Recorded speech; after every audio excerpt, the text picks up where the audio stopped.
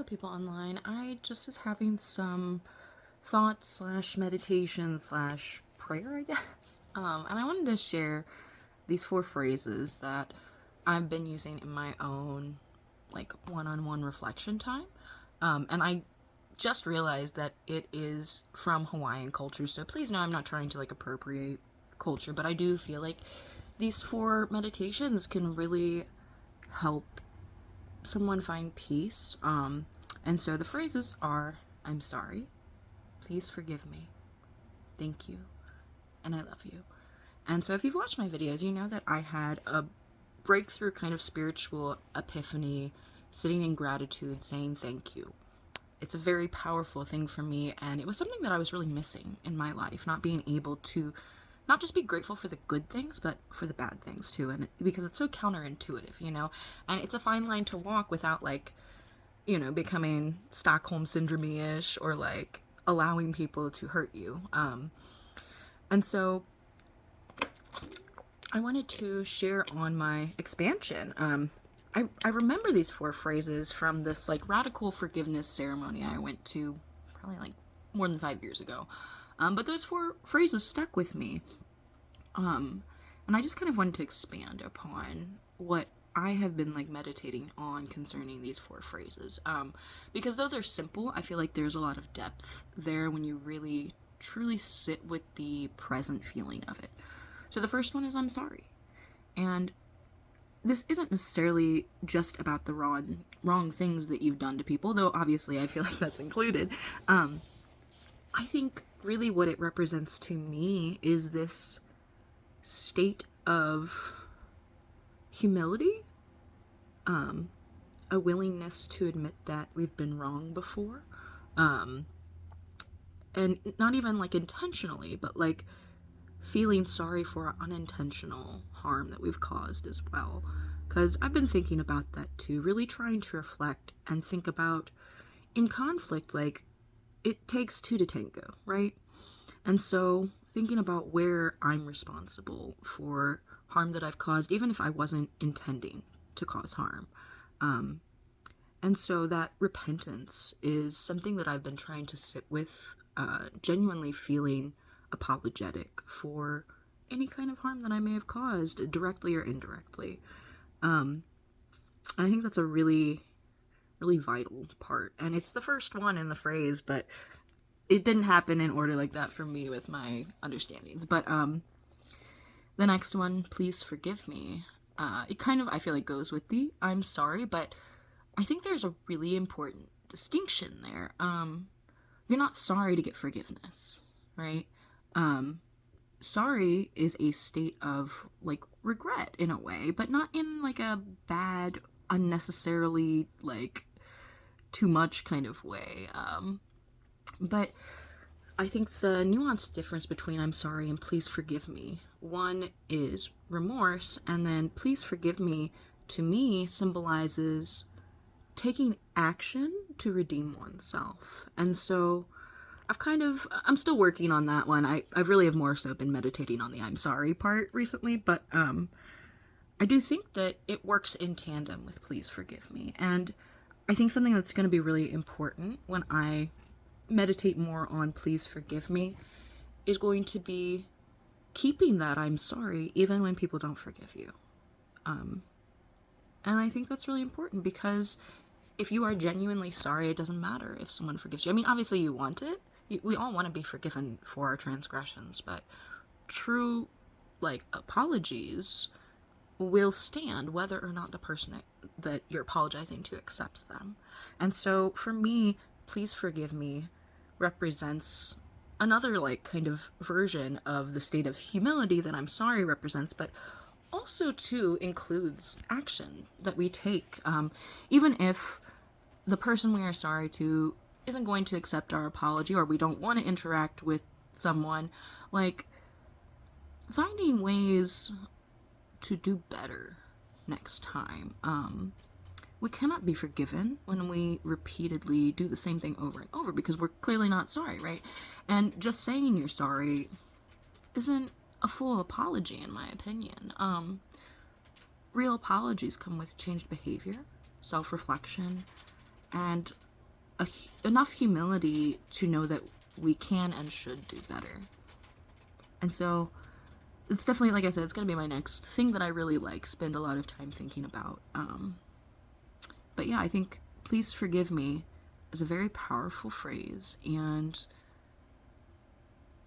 even though we are trying our best to redeem our actions, we do it with the understanding that forgiveness isn't owed to us, And then the next phrase in that is thank you, which obviously is being grateful. And beyond that, I think being able to sit in that present emotion of gratitude, it's healing in a way. It doesn't mean that something is good or kind or correct, but gratitude anyways, not necessarily for the act itself, but gratitude for what we can make of it, because every shitty thing that happens to us is an opportunity to do something different, to do something better, to learn something. And then the last one is I love you. And I am kind of struggling with this piece of the puzzle, because in theory, I love everyone. But in real life, there's a lot of people I really don't fucking like. Not a lot, but concerning politics and, all these true crime things. I don't like people that hurt other people. And so trying to find a way to love the people I don't like it's an obstacle for me. But I do know that I want to get there. And, when I figure out more, I'll share, for anyone else who's on this journey as well. But, I think that love has so many different ways it can be applied. I mean, we already know, obviously, there is romantic love and parental love and friendship love and conceptual, love, like love for the concept of art or resilience or healing. But I think maybe the love I'm looking for the people I dislike is a sense of maybe respect or honor for what they symbolize. Not because I love people who hurt others, but because I love the opportunity to see how wrong it is and to grow and to have that to choose, oh, I see how this, affects others. I don't want to do this for myself in my own life.